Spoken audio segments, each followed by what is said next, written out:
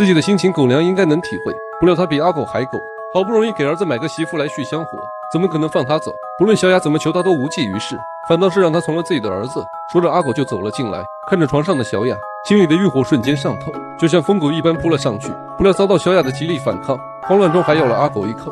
愤怒的阿狗直接给了小雅一巴掌，这让阿狗瞬间没了兴趣，然后起身离开。